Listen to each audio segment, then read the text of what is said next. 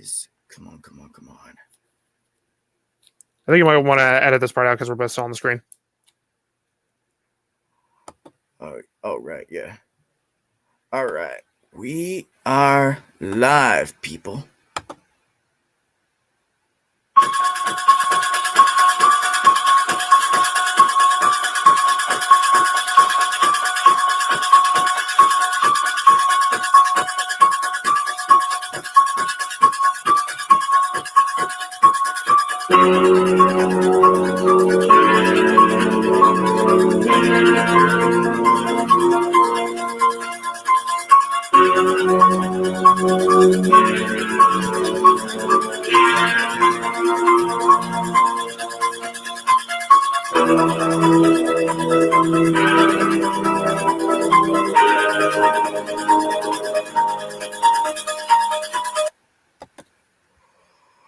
What's up, people? Welcome back to the channel once again. I am Zach. This is a good friend, Devin, who will be joining me for hopefully every one of these that I do. So welcome one and all to the Halloween review series that I am now going to be doing for this channel, leading up to the release of Halloween Kills in October. So before we get started, Devin, how are you doing today? Doing all right. Still feel a little sick, but hey, I'll manage. Yep, We're talking about a great movie, so. Yep, what a great movie it is. So before we get started, I guess I will preface the fact that I do have a system set up, a set of categories that we're going to be going through, as far as what our positives are for the movie, negatives, and our history of the franchise, like how we got into it, how we grew up with it. So on that front, let's get started. Let us first get into our history with the franchise, how we grew up with it, and how we saw the first film. You can go first if you'd like. So I got introduced to the Halloween series when I was very little.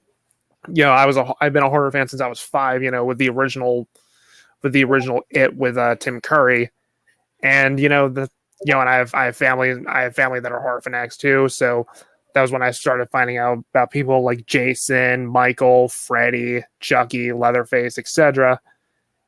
And I didn't even watch. It took me a long time to actually watch the first movie. I think I may have been like 7 or 8 when I first watched it. Actually, the first Halloween movies I actually saw were Halloween 2, H2O, and Resurrection. Yep. So not necessarily the best start, but that's how I started getting into the series, and I've been a fan of Myers ever since. Yep. It's kind of weird the way I got into this franchise too. I remember I saw the original Halloween when I was like 7. It was before we moved up here to Roseburg. We still lived down in the Gresham area. We were having a Halloween party one night, remember?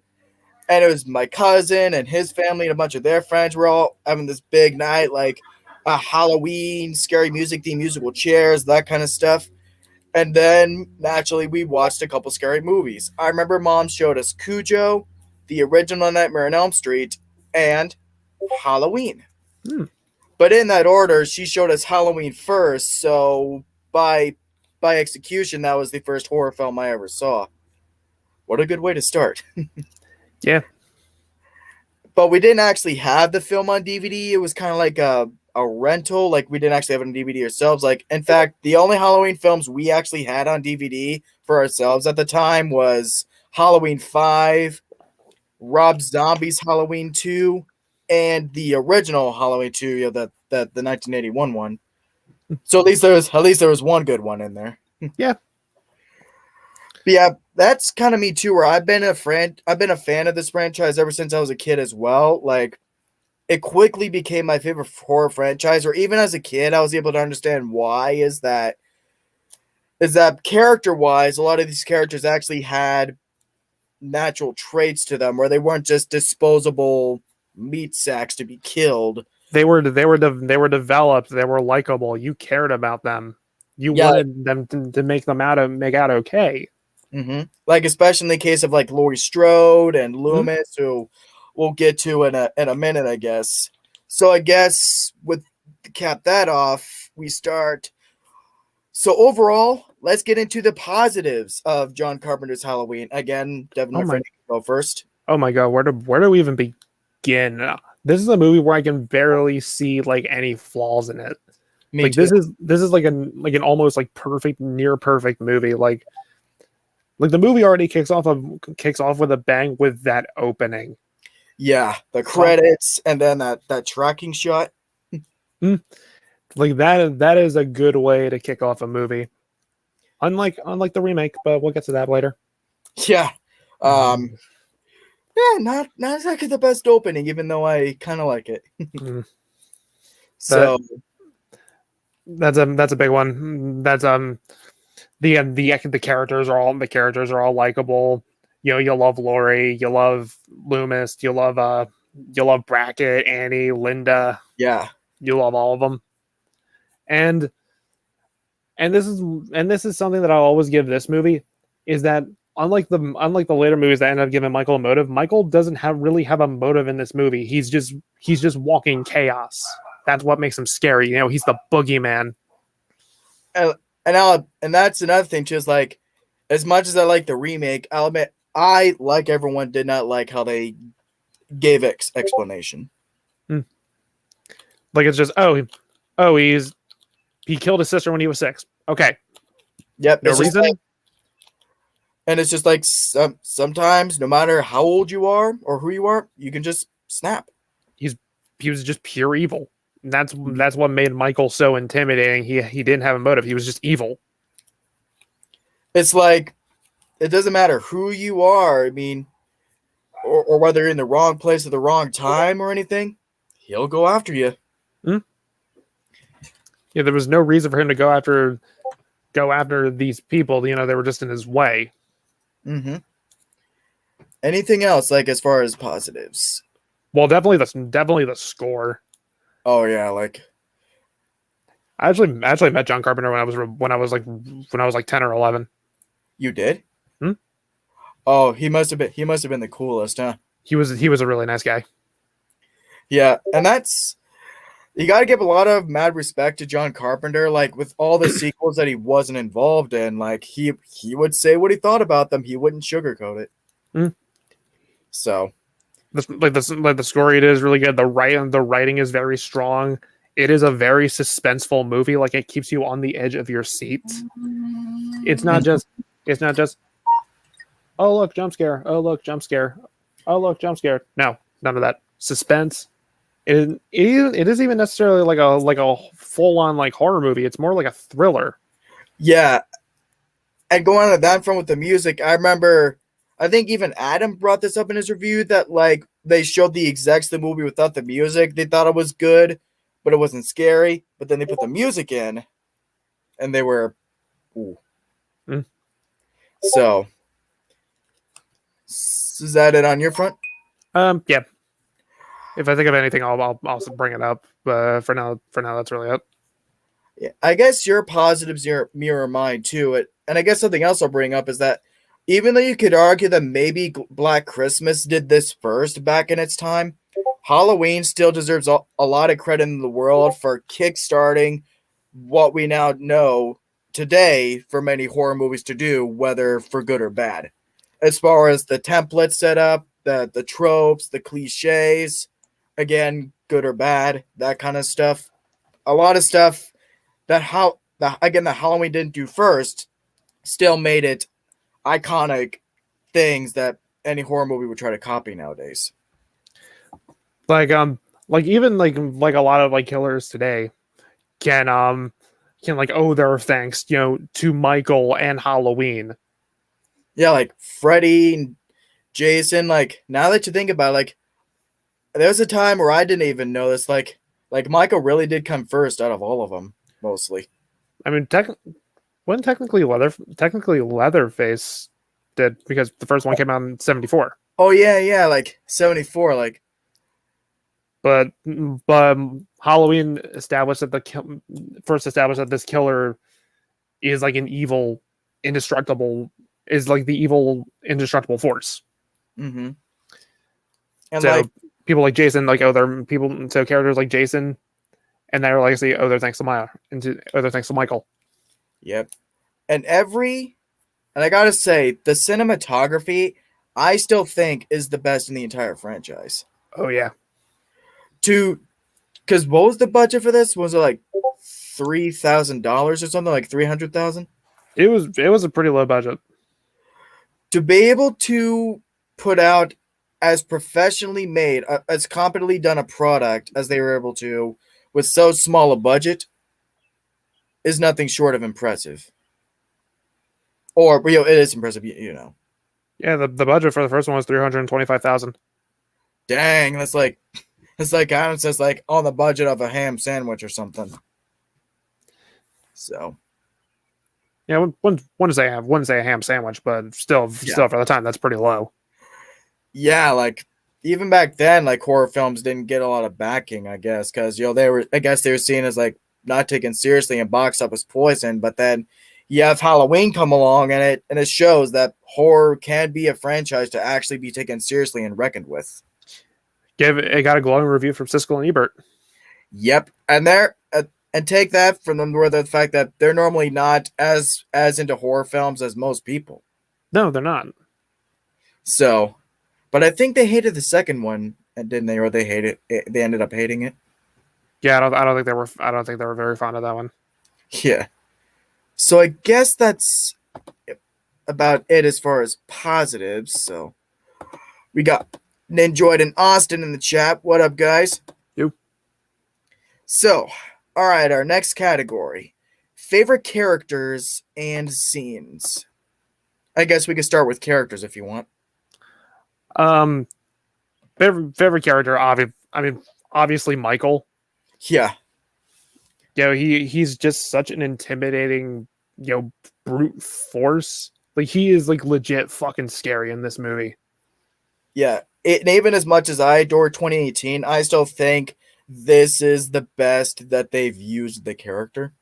Like he doesn't he doesn't even fucking run. He just walks and he still manages to catch up to you. Yeah. And Austin says Loomis is awesome, so is Lori.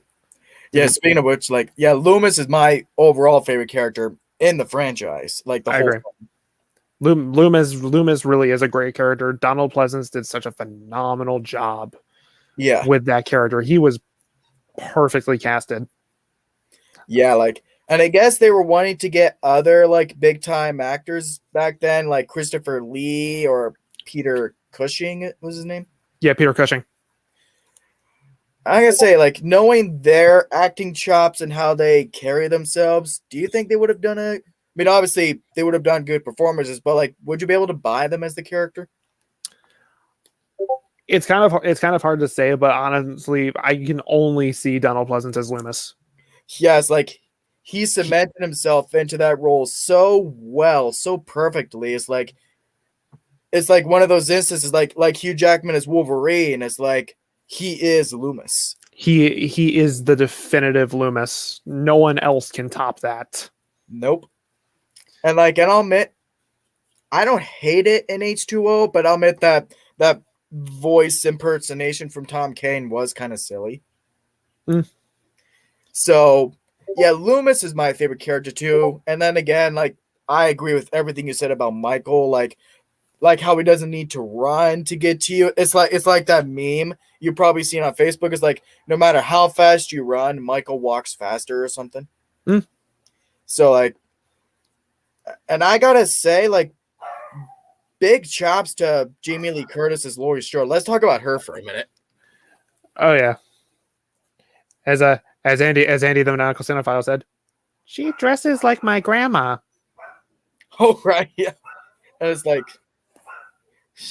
and she's I do love the joke they made about because in the remake they made her more like a punk kind of person. It's like I can't imagine Jamie Lee Curtis doing that kind of thing. No. Yeah, she something that I love about Laurie is she's not like your stereotypical, dumbass who wants to get laid and get killed. No, she's like a Girl Scout. She's responsible. Yeah, and it's like but she knows how to have fun and she can be the cool person and all that, but she never loses track of her responsibilities. It like she has her own flaws and about way she carries herself, but it's all seen through the lens of her strengths. Mm. And her like fighting back at the end is very satisfying. Like she's Yeah. scared, but she has to be strong. She's got to fight back, and that's what I love about a main character in a slasher movie. Like Yeah. they're scared, they're weak, but then as it goes on, as the carnage goes on, Yeah. they grow and then learn to fight. Mm-hmm. Like I guess like and that really shines about her in like the last 20 minutes when like Michael attacks her and stuff and all and the rest of that ensues. Like best part of the movie to me is like again the last 20-25 minutes. Hmm. So like all right, so those are our favorite characters. Now how and a quick mention to bracket by the way. Mm. Like and that's another thing I guess I'll say I'm excited about for Halloween Kills is that Charles Cyphers is reprising his role. Mm. So that'll be a lot of fun. All right. As far as favorite scenes go, I'll say this. Like, I guess we can also put like what our favorite kill is in the movie too, if you want. Okay. If you want to go first. Oh, I'm going first. Okay. So Yeah. yeah, as I said, like for a favorite scene, definitely like the opening, like all of it, from Michael killing his sister to him escaping from the hospital, just him just flying on top of that car and then throwing the nurse out. Yeah. He's Mhm. like, whoop. And I like that sound effect. Like you see him jumping on the back of the horse, like or something. Like really, really not really interesting and clever uses of sound like that. It's just how it makes these scenes pop. And of course, another part is Loomis's speech, saying that Michael has the devil's eyes. That just shows that Michael he's just pure evil. Mm-hmm. I spent I spent 8 years trying to reach him, then no 7 trying to keep him locked up because he knew that Michael was dangerous and that he should not be let go. No. Then of course he escapes, and now all hell's breaking loose. And that's my favorite scene too, the blackest eyes, the devil's eyes. That is actually tied for me with the shape stalks. Like Michael chasing Lori back across the street and all that. That is the most iconic moment in the entire franchise to me. Mm. Not just in the fact of how it sets everything all in motion with how we see the rest of these movies go, but it's just the particular shot, like she's back over the house, like, oh, the kiss, and she looks back and sees Michael getting closer. That shot is what it was. The thing was the stuff of nightmares for me. Like especially when I first saw the movie, like that's what's. I mean, granted, the whole movie I remember, but it's like that was the thing that stayed with me most, as far as like it haunted my nightmares. Mm. Yeah, she's just knocking on the door, and he's just walking closer and closer. It's like, Jesus Christ! Come on, guys! You gotta open the door! Gotta open the door! Come on! Come on! Come on! Come on! Come on! Like, oh, thank God they opened the door. Yeah, like how am I that? The first time I saw that, I'm like, dude, oh my God, guys, come on, come on, come on! And you know that you had a perfectly paced, perfectly scored, and just overall perfectly done scene when to where it doesn't lose its effect no matter how many times you watch it. Mm-hmm. See, Alex said so. That and the devil's eye scene are tied for my favorite scene in the movie. And as far as favorite kill, you probably know where I'm going with this one, Bob. Mm. It's like, Linda, you asshole! All right, come on out. Yeah, and then he does the fucking head tilt. Yep. Like, yeah, this looks good. And I don't know his work. And this is something else about Michael Myers that I thought was done brilliantly. Like maybe you caught on to this when you first watched it. Is like the way they light him. Like it's kind of like they don't really reveal that he's wearing a mask until like he kills Linda and he's on the phone, because like the way they light him and they try to make it look like that's just him out in the open. You wouldn't think that it's a mask. Mm. It's brilliant the way they showed all that. Or at least that, I don't know if you got that out of it, but that's kind of what I got out of it. Well, when Michael had like the sheet over his head and the glasses. I mean, like just general throughout the movie, like they don't really show him full on like with his face and all that. It's like when he kills Linda and he's on the phone, it's like that's when you see like, wait, that's a mask he's wearing. Because like in other scenes, like saying he's killed, you see him killing Bob, and you don't really fully see his face, and you would probably would know that that's a mask. You know what I'm trying to say? It's the way they shoot that. I think that was intentional on their part. Like if it feels that that's his actual face, and then he takes off the mask. Yeah, like, and I guess before we get into our next bit, I guess we can talk a bit about the ending of the movie because, like, you get like no way to get around that unless you talk about the ending. Yeah, imagine if there was no sequels after that and it just ended there. It would have been the most haunting ending to a horror film in history if they had never done the sequels. Yeah, he just looks out the window, like he shoots Michael out the window, looks out, and he just sees that he's gone. Exactly. Like it's like, and that's the perfect way. Without any dialogue, you get the history of Loomis, not just because of the scene earlier with him and the sheriff, but just with that look at the end of the movie, it speaks 1,000 words, showing like, yeah, that's showing his history, like knowing who Michael is as a character. It's like it's basically saying, yeah, I knew this was probably going to happen. yeah, And yeah. So, anything else as far as favorite scenes or characters for you? I do love the scenes where Michael's talking, especially when he's standing outside Laurie's house, in between like the sheets, Like, and then he's gone. Like in a split, like literally, I think it's a split second. Like I don't think she even turned away or looked away or anything.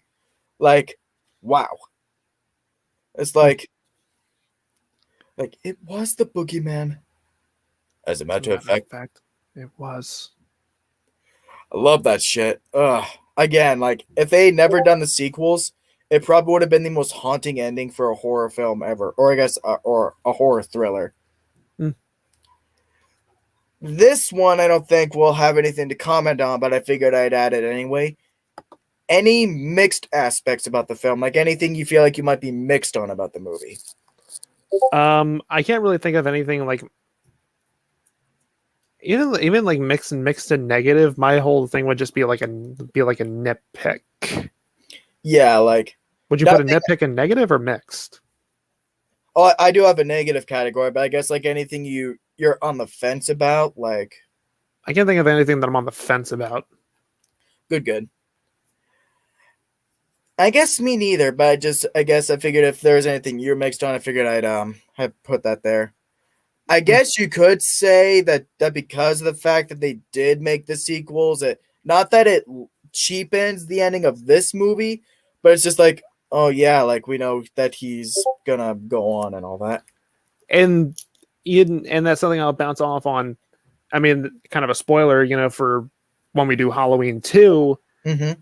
I've always hated the idea of Laurie and Michael being siblings. Even John Carpenter hated it.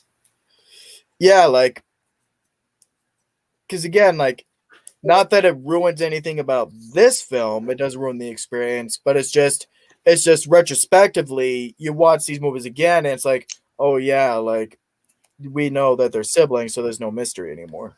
Yeah, he's going after her just because she's her sister, and she's his sister, and he needs to kill her too. It's like that does kind of like ruin it.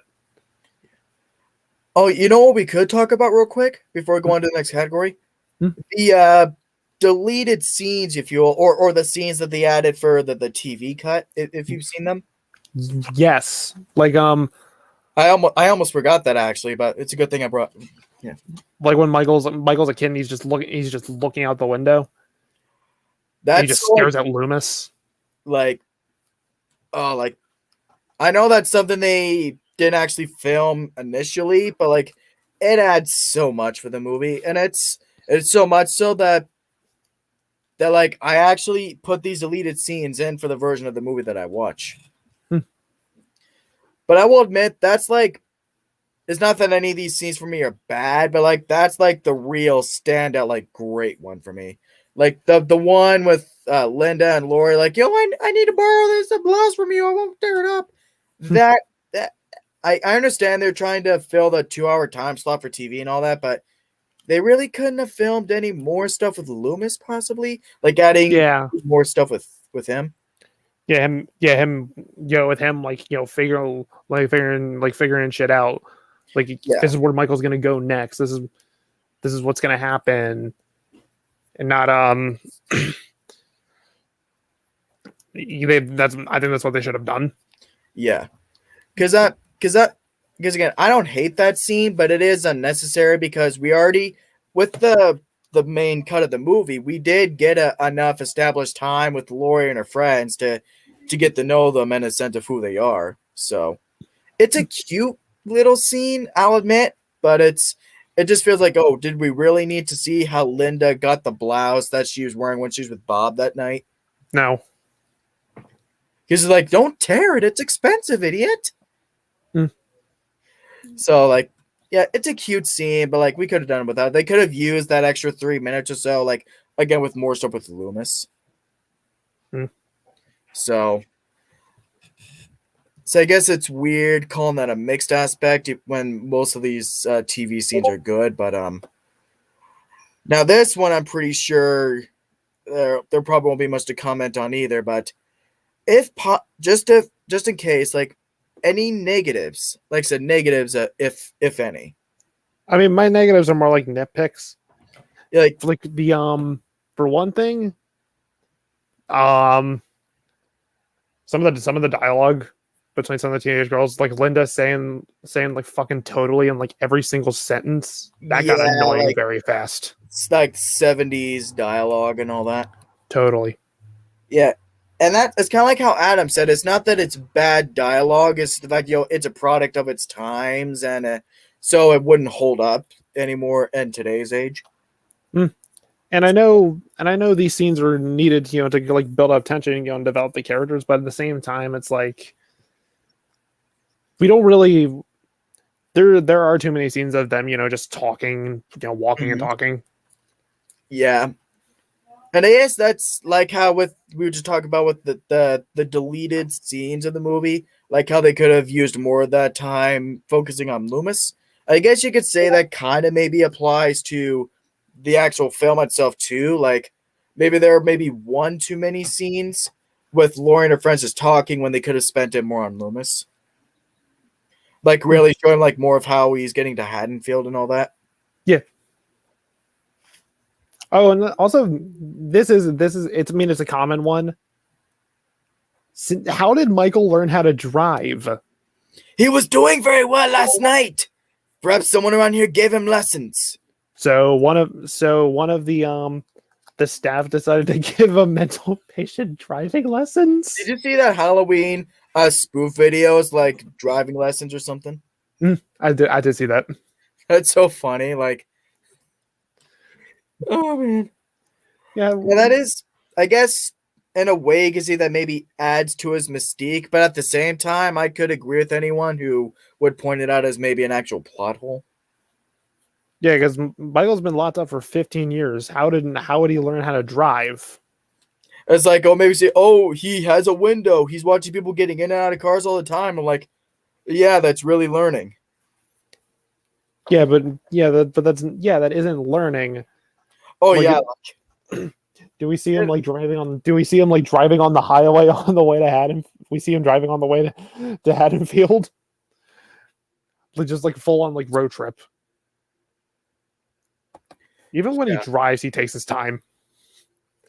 Yeah, it is pretty weird, huh? Yeah, if he wants to kill somebody, he doesn't even try like, going like speed racer, on the gas. It's just. Yeah, I guess at the same time, it's kind of like a double-edged sword. Like on the one hand, oh, it adds to his mystique and all that, but on the one hand, it could actually be a plot hole. Yeah. But those are like my few like nitpicks. Other than that, nothing. Yeah, me too. So, wow, we got to that pretty good, huh? Yeah, we did. So, Final thoughts? yep. Closing thoughts and ratings. So, as far as closing thoughts first, I will give this one to you first. I mean, there's really nothing left to say. The original Halloween is a masterpiece. It is how you do a horror. It is how you do a suspenseful horror movie right. The writing is very strong. The score is very suspenseful and it grabs you. The characters are likable. This really is an amazing movie, one of my all-time favorites, and I would definitely give it like a 5 out of 5. Extremely well done. If you haven't seen it, what the fuck is wrong with you? And if you've already seen it, go watch it again. Yep, watch it. It's like kind of like twisting that scene with Lori and H2O. It's like watch it, then watch it again, and if you're ever getting bored, watch it once more. So yeah, me too. Like as a horror film, it's incredible. As purely just a Hitchcock-inspired suspense thriller, it works on the exact same fronts too. The characters are great.